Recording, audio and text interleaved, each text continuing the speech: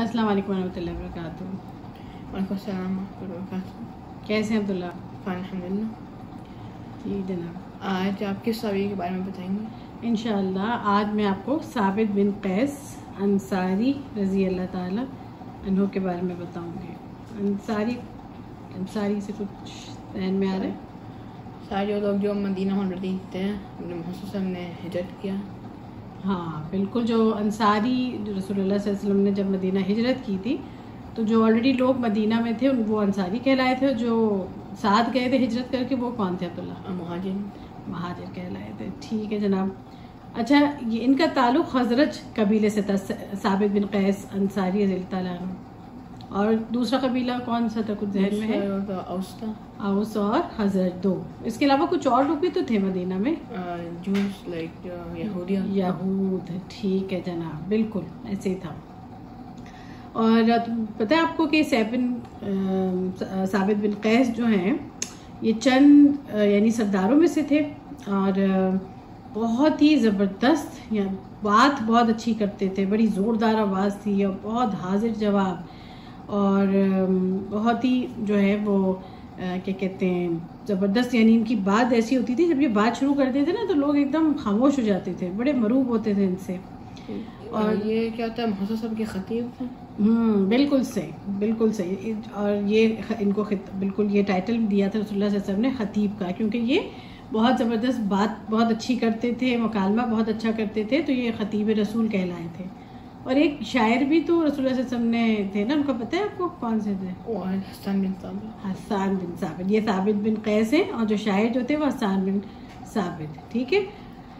और जनाब ये मुसलमान बहुत शुरू में हो गए थे। पता है किनकी दावत पे, कुछ याद है किसको रसूलुल्लाह सल्लल्लाहु अलैहि वसल्लम ने बैत उक़बा के बाद भेजा था? मुसअब बिन उमैर को रज़ी अल्लाह ताला अन्हु।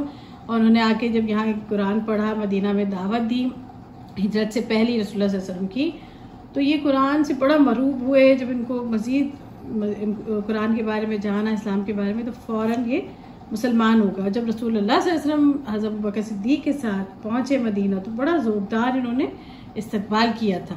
और पता है उस टाइम पे भी इन्होंने खुतबा दिया था। मैं उसके कुछ अल्फाज में आपको पढ़ के सुनाती हूँ कि या रसूलुल्लाह सल्लल्लाहु अलैहि वसल्लम, पहले इन्होंने खुतबे के आगाज़ जो है वो हम तो सना किया था से कि दुरूद व सलाम, और उसके बाद फिर आखिर में बोला कि या रसूलुल्लाह सल्लल्लाहु अलैहि वसल्लम, हम आपसे मुआहिदा करते हैं कि हम दिलो जान से आपका साथ देंगे, हम आपकी इसी तरह हिफाजत करेंगे जैसे हम अपनी जानों, अपनी औलाद, अपनी औरतों की हिफाजत करते हैं। या रसूलुल्लाह सल्लल्लाहु अलैहि वसल्लम, ये अंदाज इख्तियार करने पर हमें क्या मिलेगा बताइए, क्या मिलेगा? कुछ क्या? जन्नत। शाबाश। रसूलुल्लाह सल्लल्लाहु अलैहि वसल्लम ने कहा भाई इस हुस्न सलूक पर तो तुम्हें जन्नत मिलेगी, और जन्नत का नाम सुनते ही पूरी कौम खुश होगी। क्यों ना खुश हो भाई, यही तो हम सब चाहते हैं, अल्लाह हम सबको जन्नत में बिना हिसाब किताब के दाखिल करें, आमीन। तो उन्होंने कहा इस बदले पर तो हम राज़ी हैं रसूलुल्लाह सल्लल्लाहु अलैहि वसल्लम। और फिर रसूलुल्लाह सल्लल्लाहु अलैहि वसल्लम ने उनको खतीब का लक़ब दिया। सही है। अच्छा, ये बड़े सच्चे मोमिन थे, बड़े ज़बरदस्त बात करते थे। तो क्या होता था, जब दूसरी डेलीगेशंस आती थी ना दूसरे अरब में से और जगह से, तो रसूलुल्लाह सल्लल्लाहु अलैहि वसल्लम जब आपस में वो भी अपना कोई खतीब लाते थे और बड़ा वो बात करते थे, तो हमारी तरफ से यानी मुसलमानों की तरफ से रसूलुल्लाह सल्लल्लाहु अलैहि वसल्लम किनको आगे करते थे? जी, इनको आगे करते थे। अगर कोई शायर आता था वो आके जो है वो मुकाबला करना चाहता था तो शायरों में फिर हसन बिन साबित को पेश किया जाता था। तो फिर क्या हुआ कि ये बड़े अच्छे मोमिन थे सब कुछ। तो एक दिन ये बड़े परेशान और बड़े मतलब अल्लाह से बड़ा डरते थे, नेक काम करने की कोशिश करते थे, और जैसे जो भी अल्लाह से डरता है उसकी ये कोशिश होती है ना जन्नत में कमाए। और जन्नत कैसे कमाई जाती है? कुरान हदीस पे अमल करके। एक दिन ये बड़े परेशान काँप रहे थे। रसूलुल्लाह सल्लल्लाहु अलैहि वसल्लम ने कहा भाई साबित क्या हुआ? तो इन्होंने कहा मुझे डर है कि मैं तबाह हो गया हूँ। तो आप सल्लल्लाहु अलैहि वसल्लम पूछा भाई कैसे? कहते अल्लाह ताला ने हमें मना किया था कि हमारी ऐसे कारनामों पे तारीफ़ की जाए जो हमने किए ही ना हो। तो मेरा दिल तो इस किस्म की तारीफ़ को पसंद करता है। अल्लाह ताला ने हमें तकब्बुर से मना किया और मैं खुद पसंदी भी पसंद करता हूँ। तो रसूलुल्लाह सल्लल्लाहु अलैहि वसल्लम ने कहा तसल्ली देते हुए, पहले इनको थोड़ा सा कंधे पे ना थपकी दी जैसे कोई परेशान हो तो उस तरह। फिर कहे कि साबित कि तुझे पसंद नहीं कि ज़िंदगी में तुम्हारी तारीफ़ हो, शहादत की मौत नसीब हो, जन्नत में तुम दाखिल हो जाओ। 3 बशारतें दी थी ना, कौन कौन सी बताएं? बेहतरीन ज़िंदगी की, और फिर मौत कैसी होगी? और शहादत, और फिर शहादत के बाद क्या मिलेगा? जन्नत। हाँ, 3 बशारतें इनको दी थी, बेहतरीन ज़िंदगी, शहादत और फिर जन्नत। ये सुन के तो ये बहुत खुश हुए। अच्छा, उसके बाद जब ये आयत नाजिर हुई कि ऐ ईमान वालों, अपनी आवाज़ें रसूलुल्लाह सल्लल्लाहु अलैहि वसल्लम की यानी नबी की आवाज़ से बुलंद ना करो, ना नबी के साथ ऊंची आवाज़ से बात करो, जिस तरह तुम आपस में एक दूसरे से करते हो। कहीं ऐसा ना हो कि तुम्हारा किया कराया सब खारिज हो जाए और तुम्हें खबर भी ना हो। अब तो भाई ये साबित बिन कैस तो डर के घर में बैठ गए। अब रसूलुल्लाह सल्लल्लाहु अलैहि वसल्लम से बहुत मोहब्बत करते थे, लेकिन इस खौफ से, क्योंकि ना इनकी आवाज़ थोड़ी तेज़ थी, ज़रा लाउड होती ना आवाज़, उनकी आवाज़ तो बड़ी भारी और तेज़ आवाज़ थी, तो ये खौफ से घर में बैठ गए। अच्छा, रसूलुल्लाह सल्लल्लाहु अलैहि वसल्लम की आप बात ही देखें कि जब उन्होंने देखा कुछ दिन हो गए साबित बिन कैस नहीं आ रहे, तो फ़ौरन जो है आप देखिए सब पे नज़र होती थी रसूलुल्लाह सल्लल्लाहु अलैहि वसल्लम की कि उनके जो दोस्त अहबाब हैं, सहाबा हैं, वो क्यों नहीं आ रहे, परेशान हो गए। पूछवाया, एक साहबी इन्होंने पूछा कि भाई तुम कहाँ गायब हो? कहते हैं मुझे रसूलुल्लाह सल्लल्लाहु अलैहि वसल्लम से बड़ी मोहब्बत है, लेकिन मैं डरता हूँ, तुमने वो आयत तो सुनी होगी कि नबी से आवाज़ ऊंची नहीं होनी चाहिए, और मेरी तो आवाज़ इतनी तेज़ है, मेरी आवाज़ तेज़ हो जाती है, मैं इसलिए परेशान हूँ, मेरे अमाल ना चले जाए, मैं जहन्नुम में ना दाखिल हो जाऊँ, अहले जहन्नुम में से ना हो जाऊँ। देखिए कितनी फ़िक्र थी साहबा को कि वो अहले जहन्नुम में से ना हो जाए। तो फिर रसूलुल्लाह सल्लल्लाहु अलैहि वसल्लम के पास आके उन साहबी ने बताया कि भाई ये बात है, इसलिए वो डर गए, साबित बिन कैस नहीं आ रहे। तो पता है रसूलुल्लाह सल्लल्लाहु अलैहि वसल्लम ने क्या कहा? उन्होंने कहा कि उसके पास अभी जाओ, ऐसे कहो तुम अहले जहन्नुम में से नहीं हो, तुम तो जन्नती हो। और भाई फिर एक बार बशारत दी उनको जन्नत की रसूलुल्लाह सल्लल्लाहु अलैहि वसल्लम ने, और ये बहुत खुश हुए इस बात से। अच्छा, उसके बाद याद है मुसैलमा कज़्ज़ाब का वो एक जंग हुई थी, और यमामा। कौन सी? यमामा। और उसमें सिपा सलार कौन थे? खालिद बिन वलीद थे। वो तो मेन सिपा सलार थे, लेकिन अंसार की तरफ से जो थे ना वो साबित बिन कैस थे, और मुजाहिदीन में से एक अबू हुदैफा के जो गुलाम थे ना आज़ाद करदा, सालिम रज़ी अल्लाह अन्हु, पता है सालिम रज़ी अल्लाह अन्हु बहुत अच्छा कुरान पढ़ते थे, वो थे। तो खालिद बिन वलीद तो खैर पूरी लश्कर के सिपा सलार थे। तो क्या हुआ, यानी कमांडर जिसको कहते हैं, कुछ पता है मुझे बताओगे यमामा की जंग में क्या क्या हुआ था? कुछ थोड़ा सा।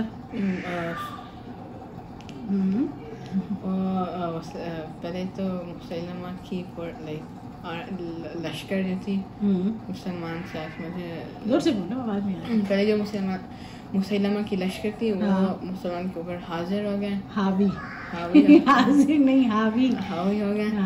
फिर खालिद बिन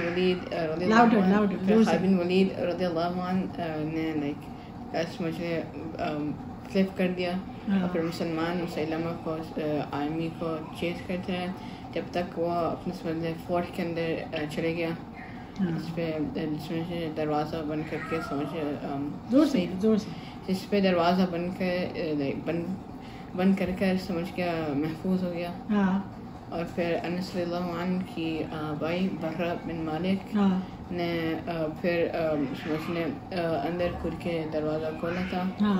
और फिर जैसे मुसैलमा मर गया वाशी बिन हर्ब से, और इसमें साबित बिन कैस रज़ियल्लाहु अन्हु भी मर गए, शहीद हो गए। बिल्कुल से ऐसे ही हुआ था कि यमामा की जंग बड़ी ज़बरदस्त जंग हुई थी, मुसलमान की बड़ी आर्मी थी, उसका बड़ा लश्कर था, और जो है अपने यहाँ से मुसलमानों को ऑलमोस्ट समझो डिफीट हो रही थी, हार रहे थे।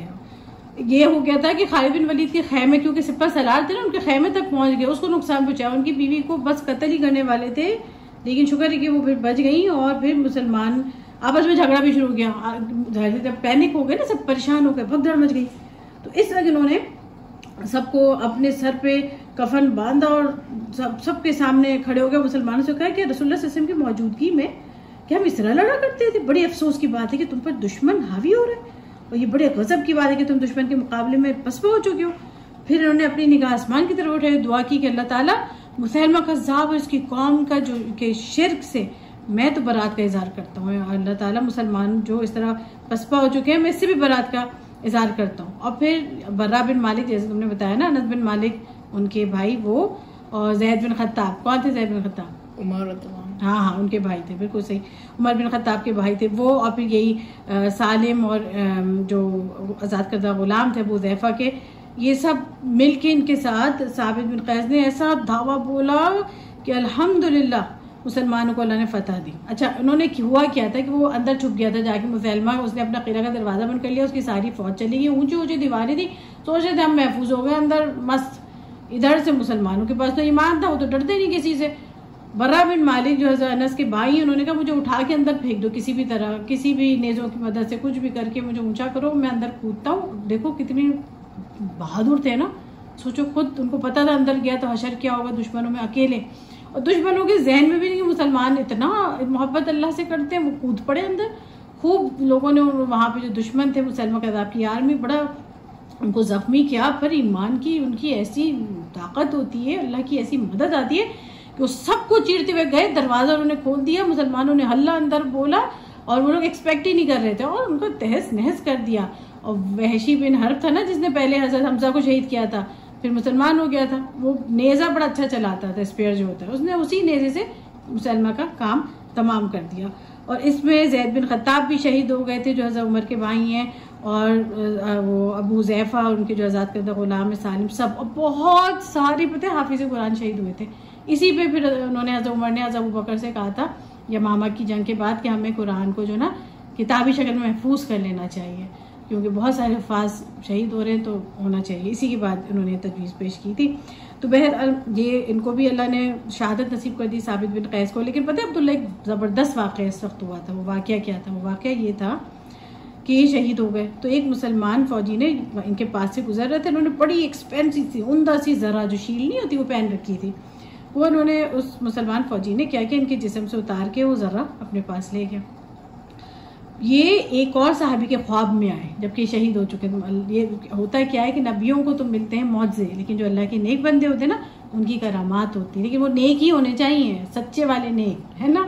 वो जो हम तो हर किसी को बुजुर्ग बना के करामात लगाने लगते, नहीं भाई, पूरा कुरान सुन्नत पे जो चलता है वो नेक है, ठीक है।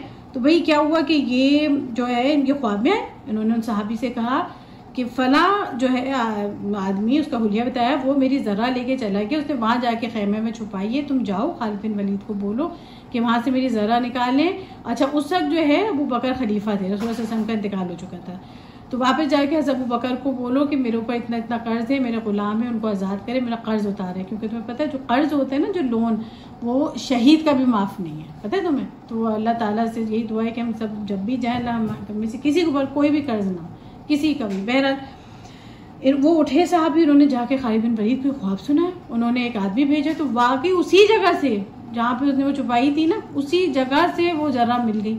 वो ज़रा लेके खालिद बिन वलीद हज़रत अबू बकर के पास गए, उनको पूरा ख्वाब सुनाया, हज़रत साबित बिन कैस की वसीयत सुनाई, तो हज़रत अबू बकर ने उनका कर्ज भी उतारा, गुलाम भी आज़ाद कर दिए। और जो है आप देखिए सुभान अल्लाह, हज़रत अनस बिन मालिक क्या फरमाते हैं इनके बारे में कि इनसे पहले यानी साबित बिन कैस से पहले और ना ही इनके बाद कोई ऐसा इंसान मुझे मिला जो मैंने देखा हो कि जिसने फौत यानी मरने के बाद इस अंदाज से वसीयत की, और वो फिर किस तरह पूरी की अल्लाह ताला ने, पूरी, सुभान अल्लाह। तो चलो ये आज साबित बिन कैस के बारे में कुछ हमने शेयर किया, इंशाल्लाह फिर मिलते हैं, ठीक है। सुब्हानकल्लाहुम्मा व बिहम्दिका नशहदु अल्ला इलाहा इल्ला अंता नस्तगफिरुका व नतूबु इलैक। अस्सलामु अलैकुम व रहमतुल्लाहि व बरकातुहू।